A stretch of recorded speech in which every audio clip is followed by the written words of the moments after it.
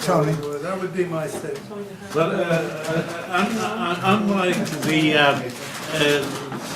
much treasured sentiment expressed before me, I would argue that this is not a Canadian problem.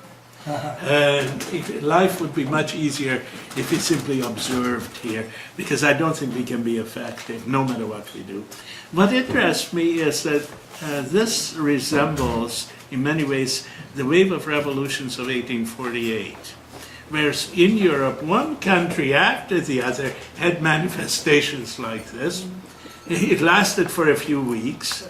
The names of the rulers changed, but by and large, there were relatively few substantial changes. Similar things occurred in France in 1968, where eventually de Gaulle got fed up and resigned. But fundamentally, nothing much changed, except an unpleasant young man by the name of Danny Cohn-Bendit now sits in the European Parliament, where he's unpleasant. The problem is that Egypt is in a strategic spot where, in fact, whatever it does or doesn't influences a lot of countries about. Egypt's army is also being basically financially supported from Washington.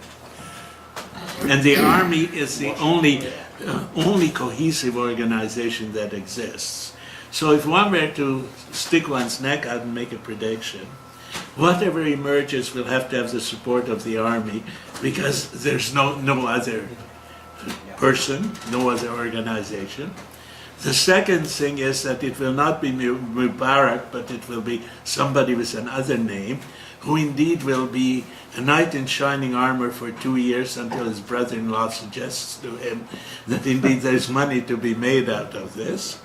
And in 20 years' time, Kimon will tell us that he had seen it all before.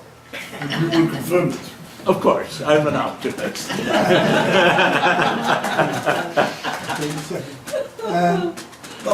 Basically, Bring us a, one of two things. also bring us around to... If the diagnosis of the Egyptian situation is democracy versus authoritarianism, then the analysis that you read is right, and the danger of contagion for other places is also right. If, on the other hand, as I believe, I think Sam believes, and I think Tony believes, that the issue is essentially fundamentally economic, then the contagion is not to other Islamic places, it's to other poor countries. Yeah. The Islamic places that are rich, like Saudi Arabia, one of the reasons why Saudi Arabia is stable is that they take care of the poor people. The same thing with the Emirates. Poor people, everybody's taken care of. Not the same way as the very rich, but it's a sufficiently rich economy to take care of everybody. And I don't see a major thrust in favor of democracy other than by the Western trained intellectuals. And I think I fully agree with Tony. We're going to have deja vu. The army, Mubarak is the army. Suleiman is the army. So it's the army taking over from the army. And given the fact that the army is now the big multinational corporation in Egypt, it has hotels, it sells olive oil, it does all these things like that, it'll stay in power. It will not change. If they manage to distribute enough income to everybody, it'll appease them. If they don't, there's going to be food riots and things like that. But the elimination of one general and the replacement by another general, for me, is not the solution. Thank you. Dr. Yee? Yeah, well, I think Kimon's put his finger on the problem. Not put his finger on the problem, but I can't agree that the army is the answer. We're seeing the end of the pharaonic economy in Egypt. If Egypt is... let me go back to what Tony said, 1848. 1848 was a disaster for liberal hopes in Europe, as he points out.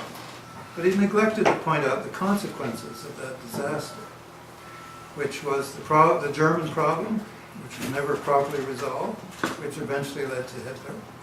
After World War I, we got World War II. We still don't have a decent solution for Hungary.